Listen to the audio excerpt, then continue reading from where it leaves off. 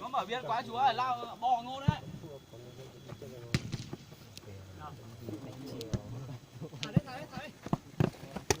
Chào bỏ nha. Kèm người thôi, kèm người thôi. Được.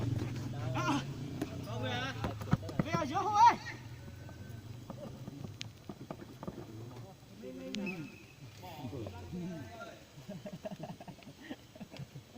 Người đây va bình luận lắm.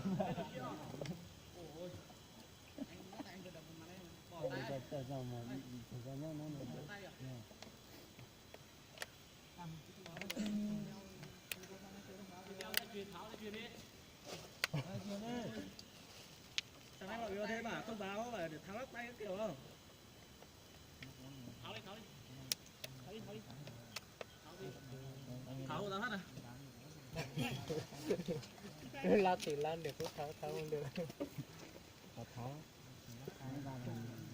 Lại to.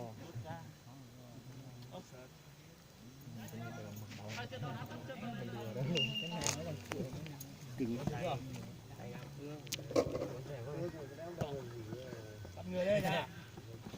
Nhanh tí. À đấy á. Được không?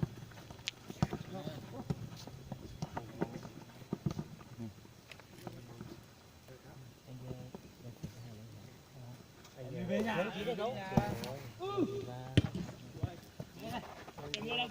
Hay.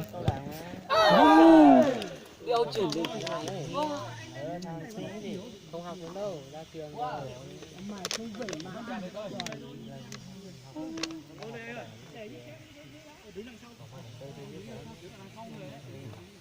Không học nữa, bây giờ ông đang làm ở đây với đỡ bỏ Tiêu chuẩn rồi. cái của cái chung cho được gì nó cái này. Bắn luôn ở dưới đấy. Đóng luôn.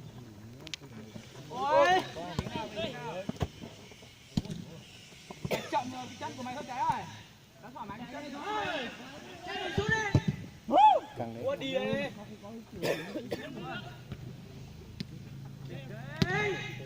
Một đi à?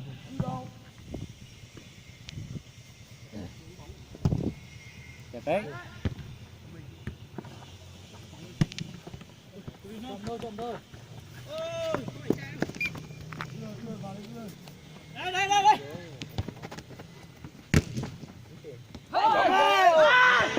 Trời ơi anh ơi, xử lý kìa. Tốt. Đi đây, một thằng đi đây.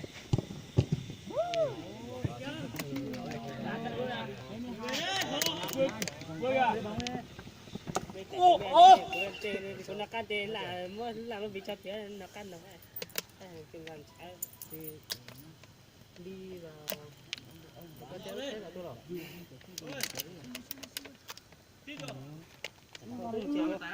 Sẽ đi qua rồi, sẽ đi qua đi. Xe bóng luôn đấy. Một thao rồi, тут tôi thấy con nào đó.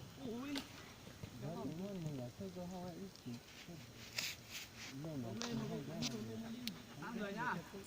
8 người.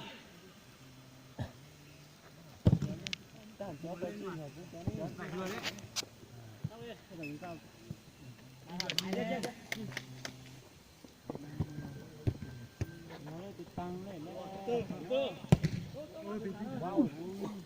Anh. Ơi. Ông ơi. 4 người. Cái quản này. Chớ với làng với tôi với thằng lên mình cứ lên đi.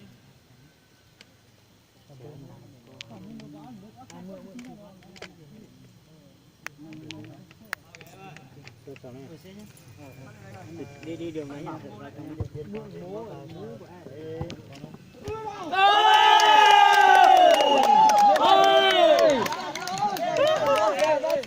Lâu ơi, được. Móc đẹp đó, bà thoát đẹp. Mày móc điện. Sao lại gọi là sợ ma? Ôi.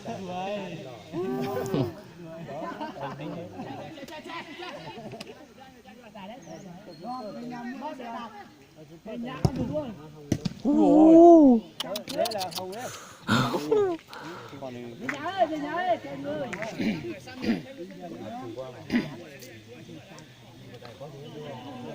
có chữ chơi luôn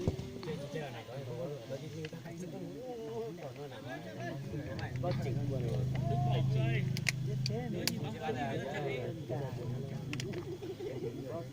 con trò tỏ thua tỏ này vừa treo trò lên được cho có thì cứ bắt ngon đi chú à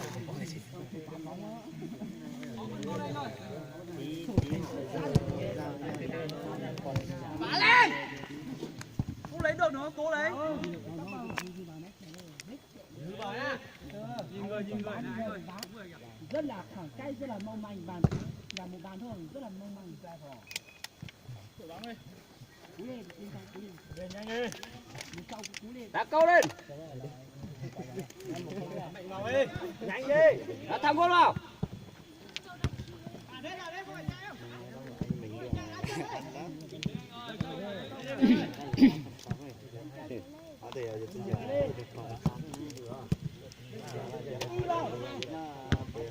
vào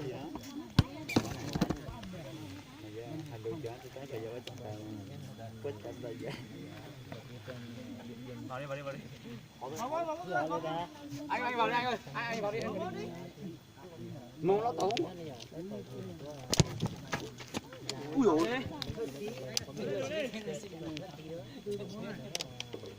Lên đi nhanh